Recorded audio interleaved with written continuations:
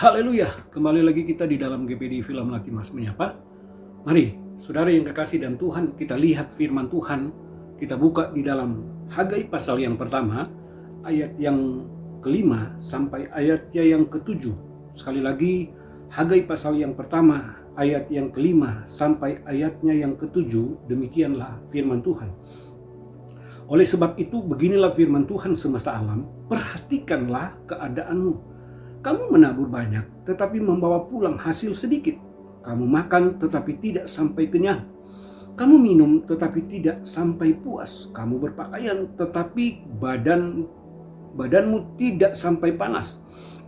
Dan orang yang bekerja untuk upah, ia bekerja untuk upah yang ditaruh dalam pundi-pundi yang berlubang. Beginilah firman Tuhan semesta alam, perhatikanlah keadaanmu. Nah, saudara yang kekasih dan Tuhan, firman Allah ini datang kepada bangsa Israel. Bagaimana firman Tuhan datang menegur bangsa Israel? Firman Tuhan katakan, perhatikanlah keadaanmu. Perhatikanlah keadaanmu. Firman Tuhan katakan, di sini kamu menabur banyak, tetapi kamu membawa pulang hasil sedikit. Kamu makan tetapi tidak sampai kenyang. Kamu minum tetapi tidak sampai puas. Kamu berpakaian tetapi badanmu tidak sampai panas. Dan dikatakan kamu bekerja untuk upah dan ditaruh di pundi-pundi yang berlubang.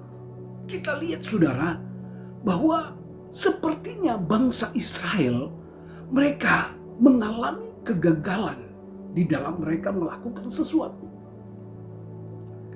Nah, saudara yang kekasih dan Tuhan, sebab itu firman Tuhan datang kepada bangsa Israel. Dia katakan, perhatikanlah keadaanmu. Jadi firman Allah ini datang kepada bangsa Israel untuk menegur mereka. Kenapa saudara yang kekasih dan Tuhan, firman Allah datang kepada bangsa Israel? Kenapa? Karena kalau kita baca dari ayat yang pertama saudara, di sana bangsa Israel tidak memperhatikan bait Allah. Di sana bangsa Israel membiarkan bait Allah itu menjadi reruntuhan.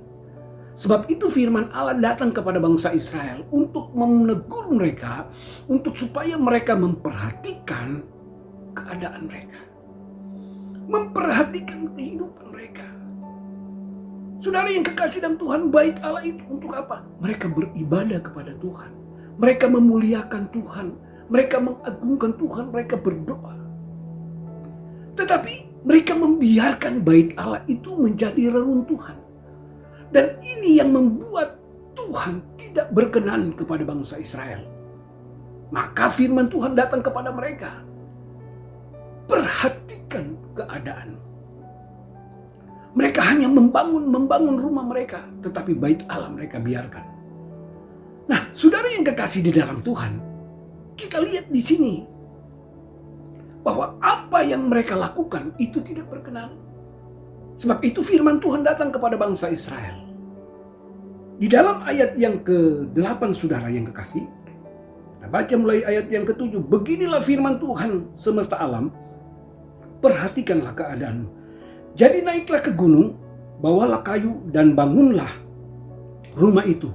Maka aku akan berkenan kepadanya dan akan menyatakan kemuliaanku di situ. Firman Tuhan semesta alam. Saudara yang kekasih dan Tuhan, firman Tuhan katakan, naiklah ke gunung, bawalah kayu dan bangunlah rumah itu.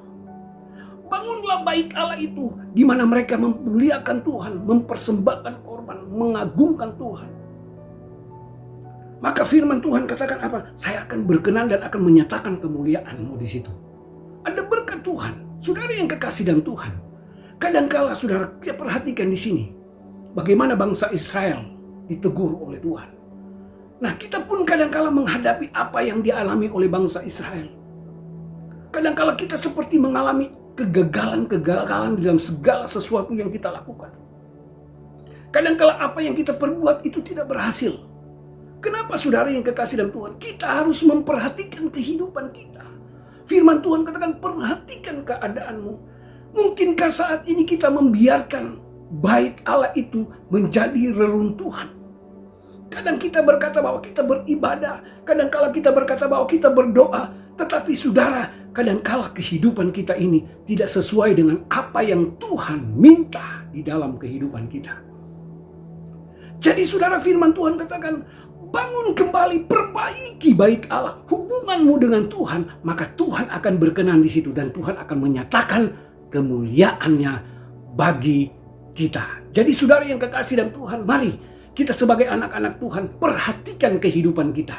Perhatikan bait Allah itu sehingga Tuhan menyatakan kemuliaannya bagi kita. Mari kita datang kepada Tuhan. Terima kasih Tuhan buat firman-Mu pada saat ini. Firman-Mu sudah menegur kami dan biarlah Tuhan firman-Mu yang membawa kehidupan kami untuk melakukan segala apa yang menjadi kehendak dan rencana-Mu di dalam kehidupan-Mu. Tuhan, tolong Tuhan buat seluruh sidang jemaat-Mu.